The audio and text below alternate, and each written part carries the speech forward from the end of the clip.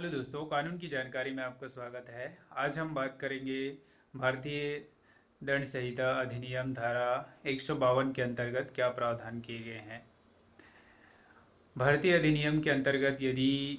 किसी भी प्रकार का दंगा या दंगा फसाद या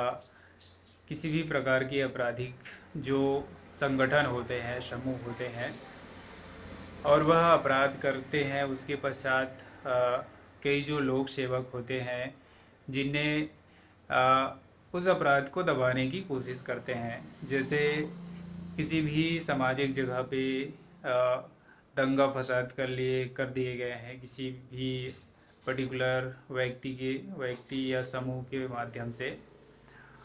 वह लोगों को भड़काने या लोगों में हिंसक पैदा करने के लिए या फिर लोगों को चोट पहुंचाने के उद्देश्य से वह दंगा फसाद किए हैं। उसके पश्चात उसके खिलाफ यदि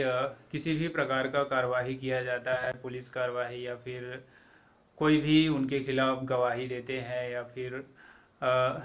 एफआईआर दर्ज कराने की कोशिश करते हैं, तो जो लोक सेवक होते हैं वह उसको दबाने की कोशिश करते हैं कि यह केस आगे ना बढ़े या फिर इस केस से जुड़े किसी भी प्रकार की बातें सामने ना आए, या वो लोगों को बचाने की कोशिश करते हैं जो जिन्हें दंगा किया है या फिर मारपीट किए हैं, या समाज में किसी भी प्रकार का बुराई को या फिर उसे गवर्नमेंट जो प्रॉपर्टी होते हैं उसको नुकसान पहुंचाया है। तो इस तरीके का जो अपराध किए हैं उसे यदि किसी भी प्रकार का जो लोक सेवक होते हैं वह अपने अहदे का फ़ायदा उठाकर या किसी भी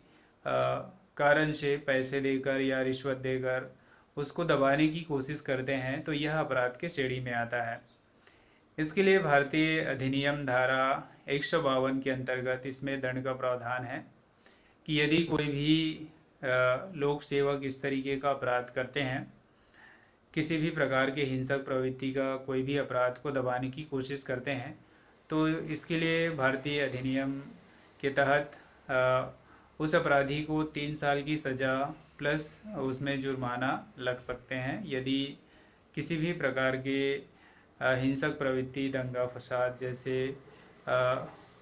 अपराध को दबाने की कोशिश करते हैं। तो आज के लिए बस इतना ही।